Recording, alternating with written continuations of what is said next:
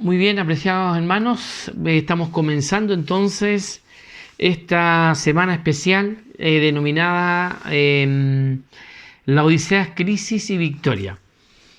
Vamos a compartir el tema de hoy día. Yo quisiera introducirme un poco a la temática que vamos a compartir. Por lo tanto, les voy a invitar a que podamos buscar al Señor y pedirle al Señor que nos acompañe. Bendito Señor y Padre, rogamos que tu bendición esté con nosotros. Bendice, Señor, esta semana especial en que hemos de compartir con los hermanos esta temática tan importante de la iglesia de la Odisea para el tiempo final.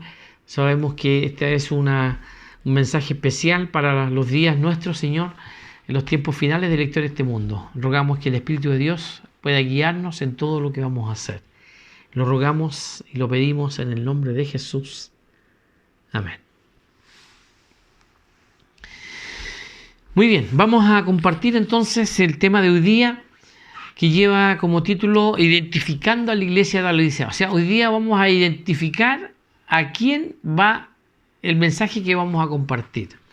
Y vamos a leer los versículos que se encuentran allí en el libro de Apocalipsis, en el capítulo 3 de nuestras Biblias. Les invito para que ustedes también abran las suyas.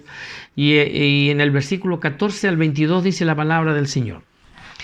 Y escribe el ángel de la iglesia en la Odisea. He aquí el amén, el testigo fiel y verdadero, el principio de la creación de Dios, dice esto. Yo conozco tus obras, que ni eres frío ni caliente. Ojalá fuese frío o caliente, pero por cuanto eres tibio y no frío ni caliente, te vomitaré de mi boca. Porque tú dices, yo soy rico y me he enriquecido y de ninguna cosa tengo necesidad. Y no sabes que tú eres un desventurado, miserable, pobre, ciego y desnudo. Por tanto, yo te aconsejo que de mí compres oro refinado en fuego para que seas rico, y vestiduras blancas para vestirte, y que no se descubra la vergüenza de tu desnudez, y unge tus ojos con colirio para que veas. Yo reprendo y castigo a todos los que amo. Sé pues celoso y arrepiéntete. He aquí, yo estoy a la puerta y llamo. Y si alguno oye mi voz y abre la puerta, entraré a él y cenaré con él y él conmigo. Y el que venciere le daré que se siente conmigo en mi trono, así como yo he vencido y me he sentado con mi Padre en su trono. Y el que tiene oído, oiga lo que el Espíritu dice a las iglesias. Muy bien, este es el párrafo que nosotros vamos a compartir durante este día, y quiero en forma especial, lo leí porque queremos tener todo el contenido de un viaje para luego ir analizando cada uno de los textos que vamos a compartir durante esta semana. Ahora, nosotros sabemos que existen 7 iglesias en el Apocalipsis y necesitamos considerar el contexto que envuelve a las 7 iglesias que están allí, y todas ellas necesitamos comprender correctamente lo que Cristo le está diciendo a la iglesia de la Odisea. La última de la serie, la 7, como también tener que identificar el mensaje que el Señor tiene para esa iglesia. Nosotros sabemos que las 7 iglesias representan 7 periodos de la iglesia cristiana. Siempre hemos enseñado así. O sea, son 7 periodos para los cuales el Señor tiene un mensaje especial. Es interesante porque sabemos que ese mensaje está relacionado también con parte de la historia, pero también tiene una aplicación espiritual. Ahora, si ustedes se fijan, cuando uno lee el mensaje a las 7 iglesias, existe un punto en común uniendo, ¿cierto?, a las 7 iglesias. Y necesitamos preguntarnos qué es lo que Cristo está intentando comunicar en sus mensajes a estas 7 iglesias. ¿Será que existe un punto en común que une a todas las iglesias? En la realidad sí existe un punto en común.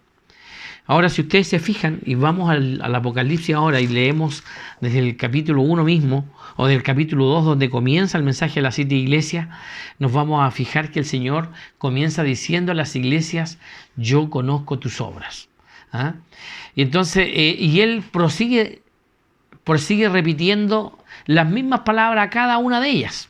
Repite estas palabras. Si ustedes se fijan, cuando ahí le habla a la iglesia de Esmirna, allí en el capítulo 2, en el verso 9, dice la palabra del Señor: yo conozco tus obras y tu tribulación y tu pobreza, dice el Señor.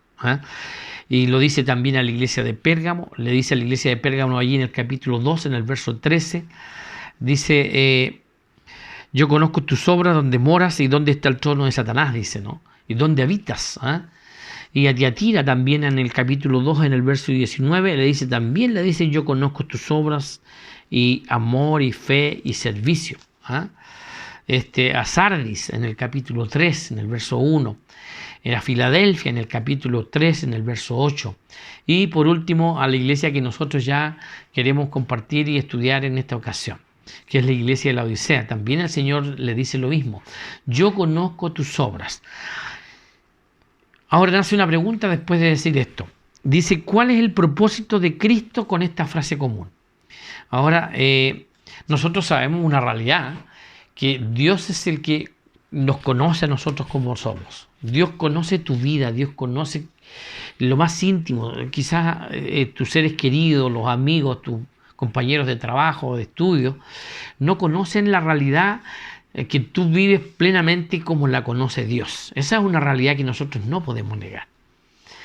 Pero también el Señor, cuando le dice a la iglesia de la Odisea: yo conozco tus obras, Él está haciendo una evaluación de la condición espiritual de la iglesia. Por lo tanto, Dios juzga a la iglesia en forma individual, a los individuos de la iglesia, y también por las obras que tiene cada uno de esos individuos. Allí en Mateo capítulo 7, en el versículo 20, el Señor dice: así que por sus frutos lo conoceréis. Miren qué importante esto. O sea que el tema de las obras y de los frutos tiene una relevancia importante dentro de lo que nosotros vamos a compartir durante estos días. Y también en el mensaje a la iglesia de la Odisea y en el mensaje a las iglesias, porque el Señor le dice: yo conozco tus obras. Ahora, las obras revelan nuestra condición espiritual. Si ustedes se fijan, allí en el capítulo 5 de San Mateo, en el verso 14, dice la palabra del Señor: vosotros sois la luz del mundo. Una ciudad sentada sobre un monte no se puede esconder. Ni se enciende una luz y se pone debajo de un almud, sino que sobre el candelero, y alumbra a todos los que están, dice, en casa. Así alumbre vuestra luz delante de los hombres, para que vean vuestras buenas obras y glorifiquen a vuestro Padre que está en los cielos. O sea, que hay una cosa importante de entender. En primer lugar, que el mensaje a las 7 iglesias son la evaluación que Cristo hace de la condición espiritual de su pueblo desde los días del apóstol San Juan hasta la última generación de creyentes. Ahora, por otro lado, las obras revelan si estamos o no reflejando verdaderamente el carácter del Señor. Ahora, cuando Jesús, nosotros también sabemos, cuando Él regresa a este mundo, dividirá al mundo en 2 grupos. Por un lado las ovejas y por otro lado los cabritos. Aunque ninguna persona, nosotros sabemos, va a ser salva por sus obras. Jesús dice de las ovejas allí en el capítulo 25 y también de los cabritos allí en el versículo 33 en adelante. La palabra del Señor dice así. Mateo 25, versículo 33. Dice: y pondré a las ovejas a su derecha y a los cabritos a su izquierda. Entonces el rey dirá a los de su derecha: venid benditos de mi Padre, heredad del reino preparado para vosotros desde la fundación del mundo, porque tuve hambre y me disteis de comer, tuve sed y me disteis de beber, fui forastero y me recogiste, estuve desnudo y me cubriste, enfermo y me visitaste, en la cárcel y vinisteis a mí. O sea, cuando el Señor venga a pedir cuenta y la gente venga a rendir cuenta, una de las cosas importantes que el Señor considera son las obras de los cristianos. ¿Qué es lo que ellos han hecho de su vida? ¿Cómo han vivido su vida? ¿Qué tan leales han sido al mensaje que Dios ha entregado a su pueblo? Ahora, nosotros sabemos que la justificación por la fe produce fruto. Y el fruto es producido por la justificación por la fe, son las buenas obras. Nosotros también sabemos que nadie se va a salvar por las obras. Nosotros sabemos que somos justificados por la fe, pero nosotros vamos a entender que somos hijos de la fe o tenemos fe en nuestro corazón si nuestra vida revela que efectivamente somos justificados por la fe. Ahora, otro ejemplo bíblico que encontramos allí, que las obras revelan también nuestra condición espiritual, se encuentra allí en el libro de Santiago, en el capítulo 2, en el verso 14 al 18. La palabra del Señor dice allí, dijimos en el capítulo 2, versículos 14 al 18, dice: hermanos míos, ¿de qué aprovechará si alguno dice que tiene fe y no tiene obras? ¿Podrá la fe salvarle? Y si un hermano o una hermana están desnudos y tienen necesidad del mantenimiento de cada día, y alguno de vosotros les dice: id en paz, calentados y saciados, pero no les dais las cosas que son necesarias para el cuerpo, ¿de qué aprovecha? Si ustedes se fijan, en la palabra del Señor dice: tú tienes fe y yo tengo obras. Muéstrame tu fe sin tus obras y yo te mostraré mi fe por mis obras. Entonces la palabra del Señor es clara cuando dice que las obras también revelan de alguna manera la fe del creyente. Así que cuando Jesús dice a cada una de las 7 iglesias, a cada una: yo conozco tus obras, Él simplemente está diciendo: estoy evaluando tu condición espiritual. Tendríamos que hacernos la siguiente pregunta: ¿cómo son nuestras obras? ¿Cómo son tus obras? ¿Son malas? ¿Cuál es tu condición espiritual? ¿Será que tú estás claro en tu condición espiritual? Miren, esa pregunta es importante y es una de las preguntas que vamos a responder esta semana. Ahora, los mensajes a las 7 iglesias, con pequeñas excepciones, siguen un patrón formado por 4 elementos en común. Elementos básicos que son que para cada una de las iglesias el Señor entrega un elogio, entrega una reprensión, entrega un consejo y a la vez también entrega una promesa.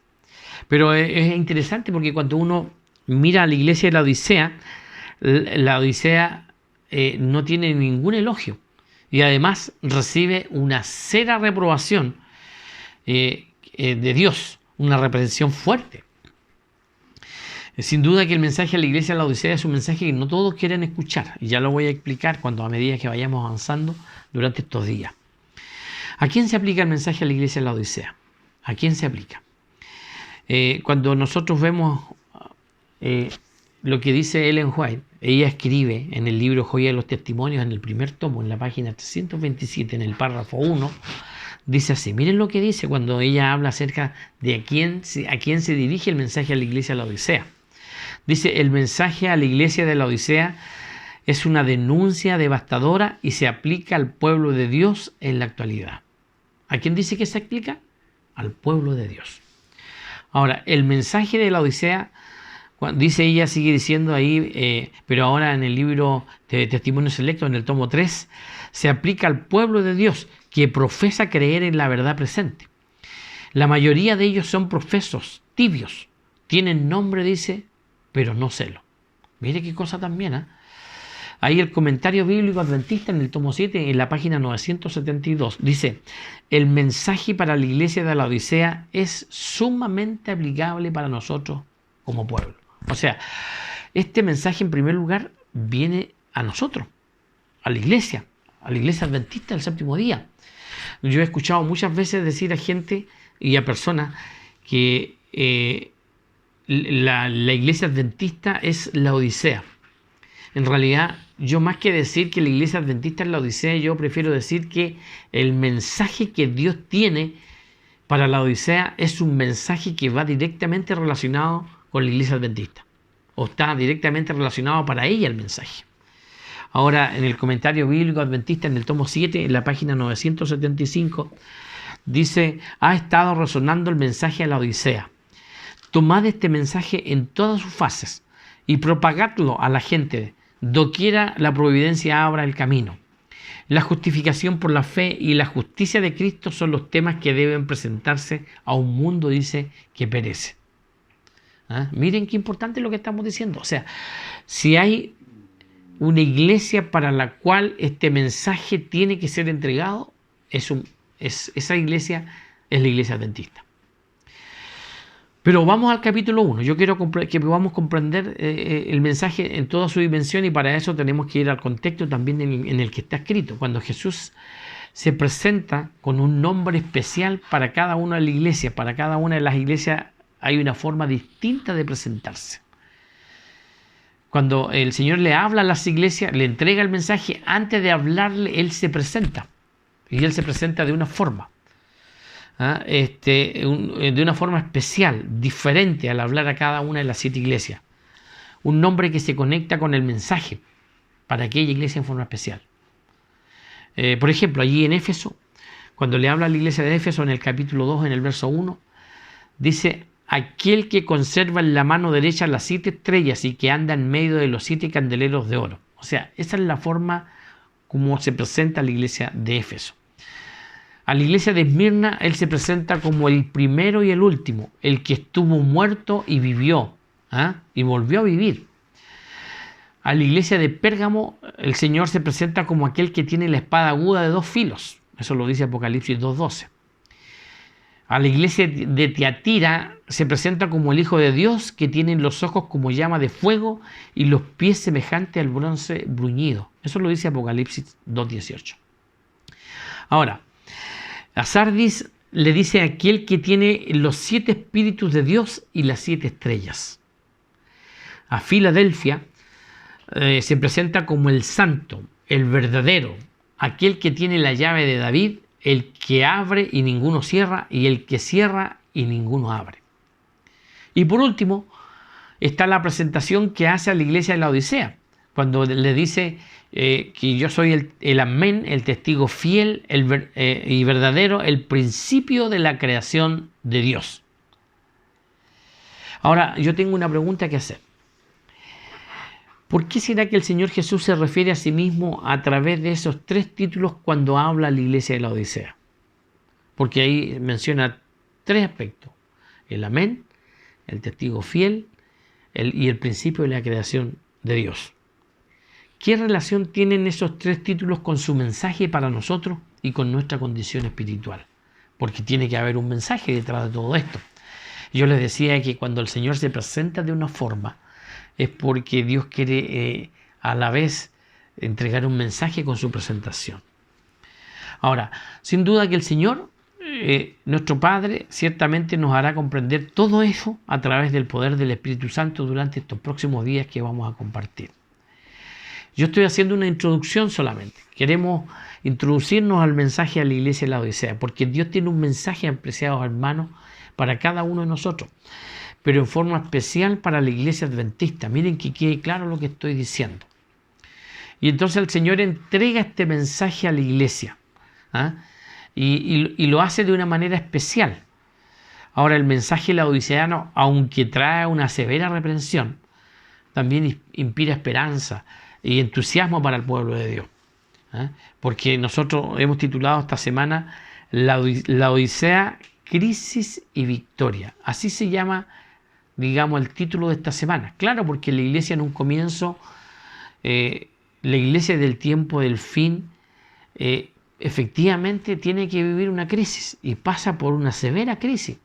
Yo diría, más que una crisis, también tiene que ver con una crisis existencial, digamos, de saber quién es o reconocerse a sí misma en su condición en la que se encuentra. Por eso es que este mensaje es importante, hermano, para nosotros. Y nosotros tenemos que considerar leerlo. De hecho, la sierva del Señor, cuando ella habla, digamos, de este mensaje a la iglesia de la Odisea, ella dice que cada cierto tiempo es bueno que nosotros hagamos un repaso del mensaje a la iglesia de la Odisea. Leamos cada cierto tiempo este mensaje porque tiene algo que decirnos y que se relaciona con la condición en la que nos encontramos. Porque yo quiero decirte que muchas veces nosotros podemos estar bien con el Señor, pero en algún momento quizás a lo mejor sentimos cierta seguridad de creer que a lo mejor efectivamente no necesitamos nada y que efectivamente estamos bien. Y entonces por eso que se hace necesario que este mensaje que nosotros vamos a compartir durante esta semana, nosotros podamos entenderlo y podamos comprender que es un mensaje que se relaciona con mi vida espiritual, con mi condición espiritual. Ojalá que, o Dios permita que, aunque efectivamente, como decíamos, Este es un mensaje de reprensión severo, porque a nadie le gustaría que le digan que eres un pobre, un desventurado, un ciego y un desnudo, un miserable. A nadie le gustaría que lo trataran así. Pero es interesante, pero en esta ocasión el mensaje está relacionado también con eso. Allí en el comentario bíblico adventista, en el volumen 7, en la página 972, dice: el mensaje para la iglesia de la Odisea es sumamente aplicable para nosotros como pueblo, y ha sido presentado delante de nosotros durante mucho tiempo, pero no se le ha presentado la debida atención, no se le ha tomado la debida atención. Y cuando la obra de arrepentimiento sea ferviente y profunda, los miembros de la iglesia comprarán individualmente los ricos tesoros celestiales que Dios tiene para su pueblo.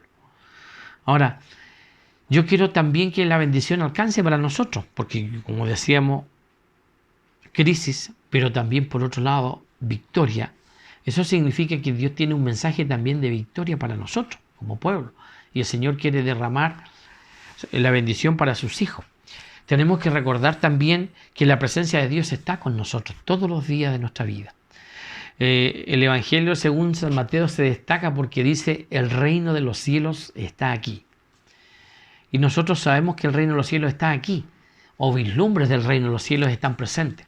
La obra transformadora del Señor se hace presente en la vida del creyente. Y es por eso que nosotros debemos considerar importante el mensaje que Dios le entrega a la Odisea, porque justamente tiene que ver con esa renovación que Dios quiere hacer en la vida del creyente, con esa transformación. Nosotros vamos a estudiar durante estos días cómo Dios quiere renovar, transformar. Siempre hablamos de que debiera existir dentro de la iglesia un reavivamiento y una reforma. Pues bien, durante estos días también vamos a hablar de reavivamiento y de reforma, porque el mensaje de la iglesia de la Odisea tiene que ver con un reavivamiento y tiene que ver con una reforma. Por lo tanto, la pregunta que yo te quiero hacer en esta noche es que si tú quieres prepararte para encontrarte con Jesús, para ser beneficiado con el mensaje de esperanza dirigido a la iglesia de la Odisea, a pesar de que quizás en algún momento tengamos que estar pasando por alguna dificultad y que a lo mejor no podamos reconocer nuestra condición, y que al mismo tiempo Dios nos está haciendo un llamado para que podamos tomar atención a lo que estamos viviendo, y así de esa manera nosotros ser parte de ese pueblo remanente al cual Dios está llamando, para que efectivamente haya un reavivamiento en nuestra vida. ¿Es el deseo de tu corazón buscar al Señor para que Dios haga esa renovación en tu corazón? Pues bien, preciado amigo, te invitamos, apreciado hermano, que tú puedas durante estos días acompañarnos para escuchar el mensaje que Dios tiene para esta iglesia, a la cual Dios ha llamado para el tiempo presente. Porque este es un mensaje para hoy, para el tiempo presente, para los últimos días.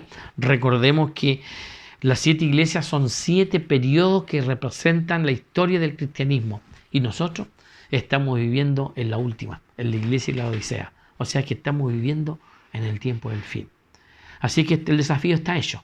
Quiero invitarte para que continúes durante estos días y podamos compartir el hermoso mensaje de la palabra del Señor. Que Dios te bendiga. Vamos a orar y vamos a agradecer al Señor. Querido Dios y Padre, queremos agradecerte, Señor, porque tú tienes un llamado para el tiempo final de la historia de este mundo. Señor, tú has entregado este mensaje maravilloso que nosotros queremos durante estos días repasar, queremos comprender. Ayúdanos, Señor, danos sabiduría, danos el conocimiento, danos luz, Señor, alúmbranos como así lo mencionas en el libro de Apocalipsis, cuando Jesús camina en medio de los 7 candelabros que de alguna manera representan a las iglesias que tienen que alumbrar este mundo y que nosotros somos parte de ella. Queremos, Señor, una vez más que la manifestación divina se haga presente durante estos días que hemos de estudiar tu palabra.